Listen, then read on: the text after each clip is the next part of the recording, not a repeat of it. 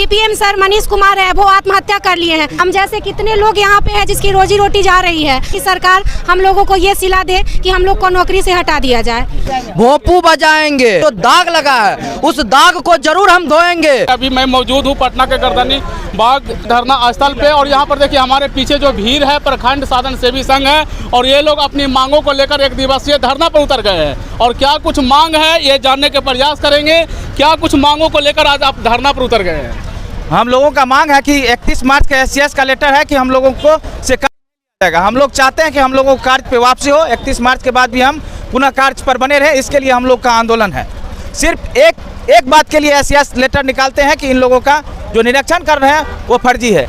लेकिन हम लोगों का मांग है कि हमारे साथ जिला के कर्मी और प्रखंड के कर्मी जो सरकारी पोस्ट हम लोग आउटसोर्सिंग है, उसका भी निरीक्षण और मेरा निरीक्षण का दोनों को मिलान किया जाए। अगर उसमें फर्जी होता है तब हमको बताइए। हम लोग ईमानदारी और निष्ठा से कंप्लीट रूप से सही काम किए हैं। बिहार से शिक्षा में बहुत सारा गुणवत्ता हुआ है। शिक्षक समय पे आने लगा है, बच्चा में उपस्थिति बढ़ी है, शिक्षक पाठ्यक्रम लिखना मतलब शिक्षा हो गया।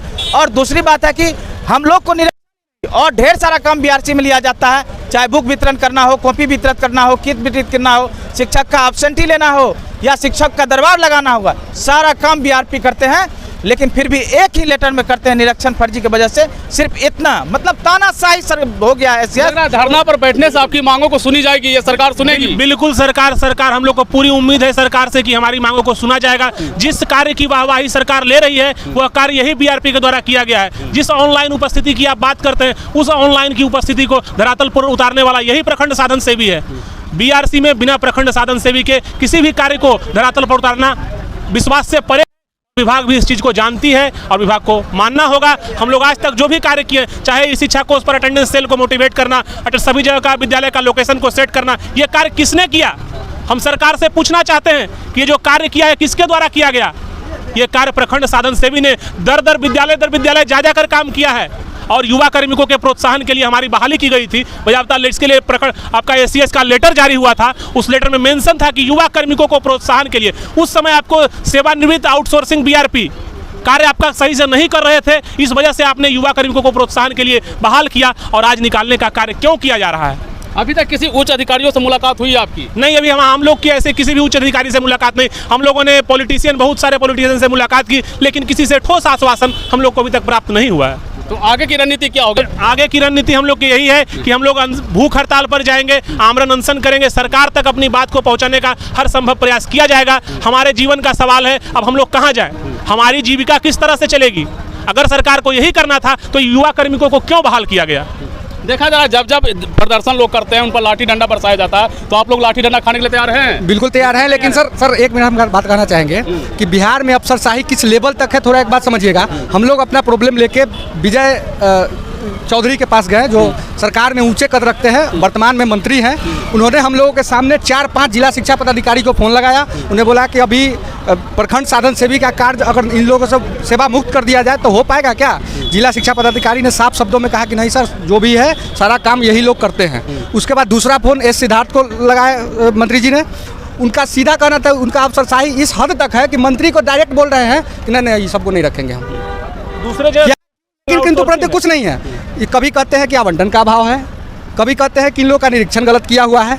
अगर निरीक्षण गलत किया हुआ है, निरीक्षण अगर हम गलत किए हैं तो कार्रवाई सिर्फ हम पर होगी या पूरे समाज पे होगी? तो धरना पर बैठने से आपकी बात बनेगी? धरना पर बैठने से अगर बात नहीं बनेगी तो फिर सामने विधानसभा का चुनाव भी है। अगर हम बिहार सरकार के सारे योजनाओं को धरती पर उतार सकते हैं तो धरती पर से बिहार सरकार को हम बदल भी सकते हैं। मैंने सीधा असर चुनाव पर दिखेगा? बिल्कुल दिखेगा। प्रखंड ये आपको बताना चाहेंगे 537 प्रखंड के लोग यहाँ आए हुए, 534 प्रखंड के लोग यहाँ आए हुए हैं। इसका निश्चित ही आपको इलेक्शन में चुनाव में दिख जाएगा इसका असर, अगर सरकार हमारी मांगों को पूरा नहीं करती है। प्रखंड साधन सेवी का इतना सारा कार्य है जिससे विभाग इनकार नहीं कर पाएगी। बिना प्रखंड साधन सेवी के प्रखंड संसाधन केंद्र चलाना असंभव है। आप लोग क्या कुछ कहेंगे? धरना पर उतर गए अपनी मांगों को लेकर, सुनेगी सरकार? ये बिल्कुल सुनेगी सरकार। हम लोग यानी कि धरना पे बैठे हैं सरकार को सुनाने के लिए ही, और हम लोग पूर्ण जोरदार तरीका से सुनाएंगे।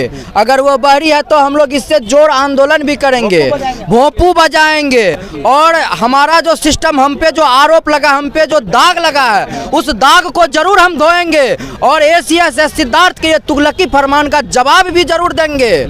और हमारा जहां तक आवंटन का सवाल है तो हमारा आवंटन 60% केंद्र सरकार देती है, 40% राज्य सरकार देती है। अगर केंद्र सरकार अनुशंसा कर दे तो हम इनको फंड नहीं देंगे, हमारे पास बजट नहीं है, तो ये बजट का मामला उठता है। और हम पे जो दाग लगाया गया है, जो आपका निरीक्षण फर्जी पाया गया है, तो हमारे निरीक्षण को फर्जी साबित करे। और मैं जो निरीक्षण करके दिया हूँ सत्यता के साथ, उस निरीक्षण पे वो क्या कार्रवाई किए वो भी देखे, और इसका सबूत मैं खुलेआम दूंगा। अगर मीडिया वाले बोले तो मैं अपना ही शिक्षा कोष का फॉर्मेट दूंगा, और उस पर मैं सिद्धार्थ महोदय से ये पूछना चाहूँगा, आपने जो निरीक्षण कर रहे थे, क्या हमारा निरीक्षण फॉर्मेट आपको कभी नहीं 8 महीने 9 महीने में मिला?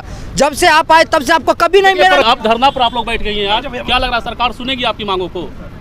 उम्मीद पर ही दुनिया कायम है, और हम ये सरकार को सुनाने के लिए ही यहाँ बैठे हैं। इसीलिए चाहते हैं कि सरकार हमारी बातें सुने और हमारी जो मांगे हैं उनको पूरी करे। सुनेगी सरकार मांग आपको? कहाँ से आई है? हम मुजफ्फरपुर से आए हैं सर। क्या मांग है सरकार से? सर हमारी मांग यही है कि हमको जो रोजगार दिया गया उसको सरकार हमसे ना छीने। हम जैसे कितने लोग यहाँ पे हैं जिसकी रोजी रोटी जा रही है। हमें सरकार से बहुत उम्मीदें हैं और हम चाहते हैं कि हमारी उम्मीदों को पूरी की जाए। हम लोग बहुत ही निष्ठा और ईमानदारी के साथ अपने कर्तव्यों का पालन किया है, और हम नहीं चाहते हैं कि हाँ हमारी सरकार हम लोगों को ये सिला दे कि हम लोग को नौकरी से हटा दिया जाए। एक VC के माध्यम से SCS सर ने कहा कि आउटसोर्सिंग के माध्यम से हटा दिया जाए। क्या हम लोग इंसान नहीं हैं? हम लोगों के पास इतना ईमानदारी से काम करने के बावजूद भी ऐसा क्या हुआ कि सर हम लोग को एकदम से हटाने की बात की जा रही है? अगर सरकार आपकी मांगों को नहीं सुनेगी तो आगे का रणनीति क्या होगा? रणनीति हम लोग ऐसे ही बैठेंगे धरना पे। जैसे एक देखा गया है कि एक BPM सर मनीष कुमार है, वो आत्महत्या कर लिए हैं। ऐसे बहुत सारे नौजवान हैं जिसके मन में इतना ज़्यादा इस चीज़ को लेकर है कि हमारी रोजी चली जाएगी। और आगे सरकार से हम रिक्वेस्ट कर रहे हैं कि ऐसा कोई दूसरा मनीष ना हो जिसके साथ ऐसा हो, तो सरकार को तो हम लोगों की बात सुननी ही पड़ेगी। नीतीश कुमार को महिलाएं खास करके काफ़ी पसंद करती है और विधानसभा चुनाव सर पे है, तो क्या लग रहा है आपकी मांगों को सरकार नहीं सुनेगी तो चुनाव पर असर दिखेगा क्या? देखिए सर, सरकार एक तरफ रोजगार दे रही है सभी को, महिलाओं को सुरक्षित कर रही है। क्या यही सुरक्षा है? हम लोग का यही सुरक्षा है? ए सिद्धार्थ ने मतलब ऐसा किया, पाठक जी ने सभी को रोजगार दिया, शिक्षा विभाग में काफ़ी उन्होंने सुधार किया, और उनके कारण सभी बच्चे लोग भी 100% रहते थे, अभी भी है लेकिन कम संख्या में है, ठीक है। और ये सिद्धार्थ जैसे ही आए शिक्षा विभाग को तहस नहस उन्होंने कर दिया। मैं एक ही बात कहूँगी, उन्होंने तहस नहस कर दिया, और बेरोजगारी का यही सिला मिला हम लोग को कि हम लोग आज सड़क पे है। क्या यही महिला का सुरक्षा है? अगर आपकी मांगों को नहीं मानी गई तो चुनाव पर असर दिखेगा क्या? हम लोग ऐसे ही हड़ताल रखेंगे और भूखमरी भी ऐसा ही भूख हड़ताल भी रखेंगे। देखिए, प्रखंड साधन सेवा संघ के लोगों का साफ साफ कहना है कि अगर हमारी मांगों को पूरी नहीं की गई तो ऐसे ही धरना देते रहेंगे, प्रदर्शन करते रहेंगे और भूख हड़ताल पर भी बैठेंगे, और इसका सीधा सीधा असर चुनाव पर दिखाएंगे। तो आपकी क्या प्रतिक्रिया है हमारे कमेंट बॉक्स में जरूर बताएं।